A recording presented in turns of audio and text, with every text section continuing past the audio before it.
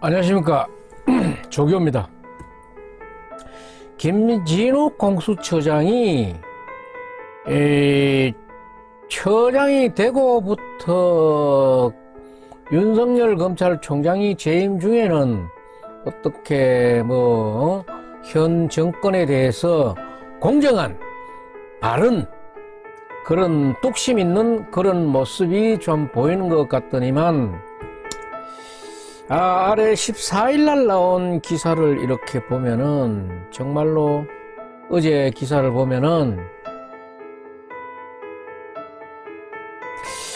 좀 왜 이렇게 했어야 하는가 하는 그런 게 있습니다.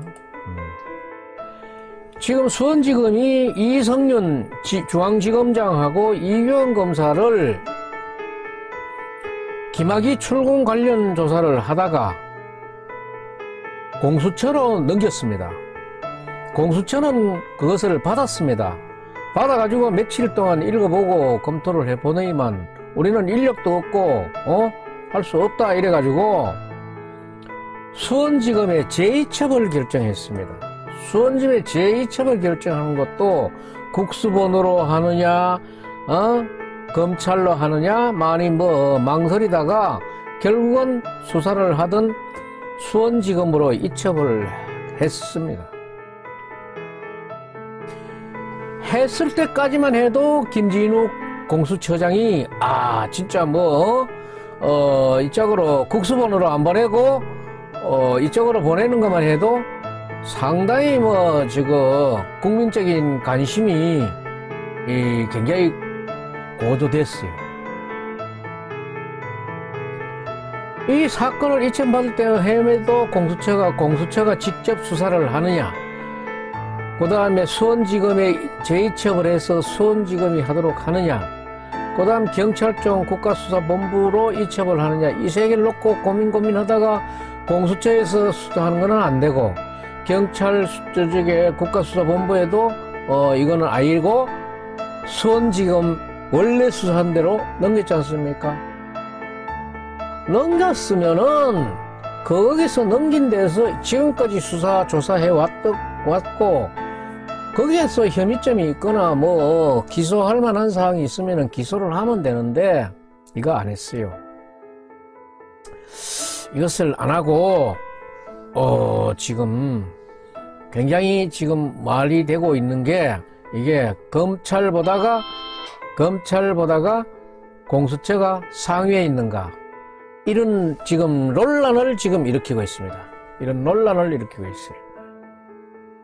김학의 수사 종료 후에 송치했는 그 공수처 문서를 다시 우리가 기소해야 되니까 공수처로 이첩해 달라, 이런 내용을 얘기하는 것 같아요.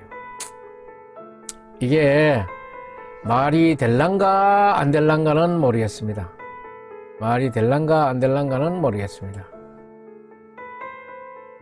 참. 검찰보다 공수처가 상위다.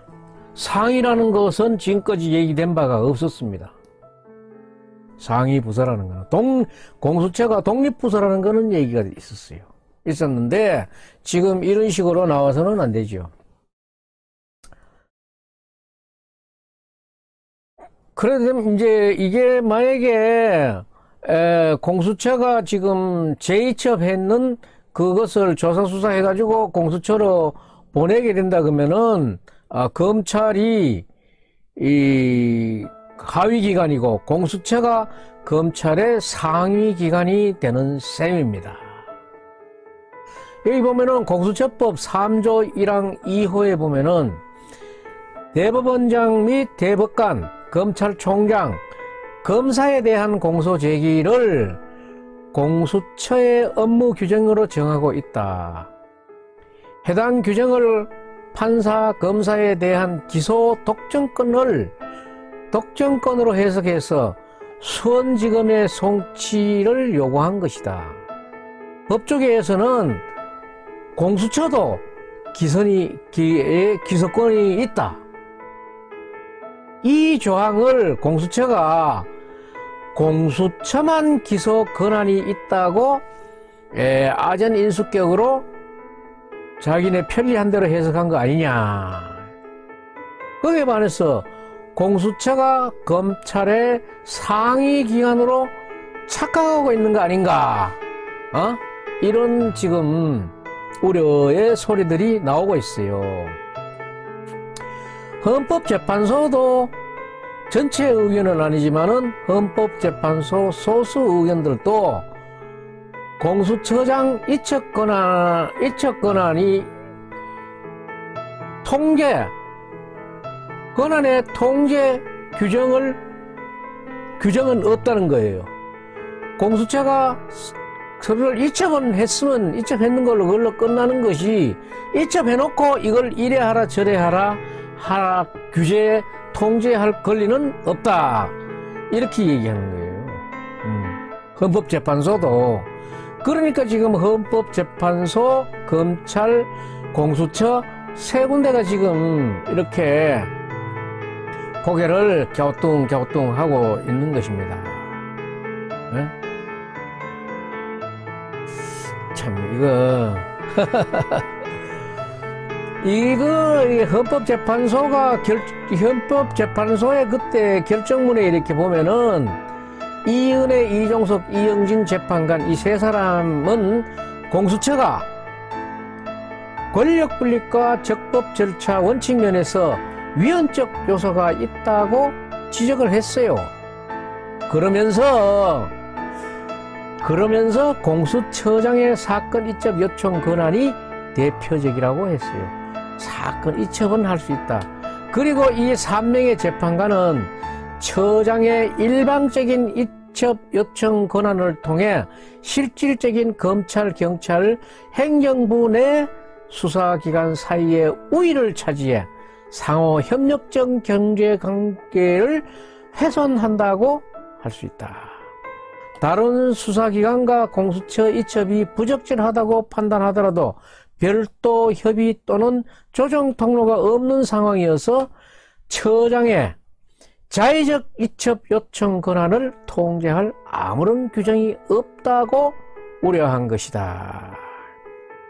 그러니까 이거 헌법재판소도 좌우간에 지금 전체 의견은 아니지만은 일말의 다른 의견을 지금 내고 있는 거예요.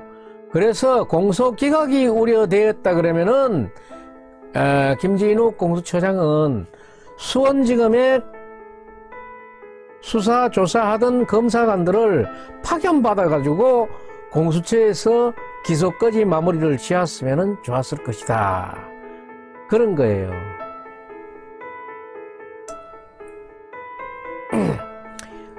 이에 대해서 판사 출신의 한 변호사가 한 얘기를 한번 들어보겠습니다. 김진욱 처장이 수원지검 수사팀의 공소 제기가 향후 재판 과정에서 공소 기각될 가능성을 우려했다면은 수원지검 수사팀을 파견받아 직접 수사했어야 한다. 요번에 이첩을 하지 말고 직접 수사를 했어야 한다. 이게 지금 김진욱 공수처장의 판단 착오인 것 같아요. 그리고 직접 수사를 하지를 않고 검찰로 사건을 재이첩한 이상 공수처는 사건에 대한 권한이 없다. 재이첩을 하면은 공수처에서 그 사건이 재이첩해가지고 그 손에서 떨어져 나가면은 그걸로 끝이다 이거예요. 받은 곳에서 기소까지 마무리한다 하는 것이 이 판사 출신의 한 변호사가 그런 의견을 지금 내고 있는 거예요. 저도 그거는 맞다고 생각합니다. 사건을 재이첩받은 검찰은 아직 공식 입장을 내놓지 않고, 이게 조금 민감한 사안이니까 금방 이게 공식적인 입장을 내지 않고 있는데, 검찰 내부에서는 공수처의 요구를 그대로 따르면은 검찰이 공수처의 하부 기관이 되는 것 같은 그런 것을 인정하는 꼴이 된다는 그런 이야기로 우려가 되고 있다. 검찰의 한 관계자는 사건 처분이 검찰로 넘어온 만큼 검찰이 가진 수사 기소 권한을 저쪽에 행사할 가능성이 크다. 뭐 그럴 것 같아요. 그게 어디 뭐 공수처가 상위 기관이고 검찰이 하위 기관 같으면은 지휘 감독 받아가지고 뭐 수사해가지고 올리면은 우리가 너 수사했는 거 보고 기소하겠다 이래 말할 수 있지만은 지금 그런 관계가 성립되지는 않는 것 같아요. 그런데 이제 왜 제가 지금 오늘 논평을 하고 싶은 것은 왜 김진욱 처장이 재입처벌을 하면서 이런 얘기를 해야 되는가? 자기가 꼭 기소를 해야 된다고 생각하는가? 자기가 기소를 하고 싶다 그러면은 검사를 파견받아 가지고 하지. 왜 재입처벌을 하면서 이런 거를 했는가? 아니면은 재입처 해놓고 이 소리를 하는가? 누구인데 큰 압박을 받은 건 아닌가? 왜 흔들리고 있는가? 나는 지금부터 김진욱 처장의 그런 행태가 의심스럽다. 그런 말씀을 드리면서 방송 여기서 마치겠습니다.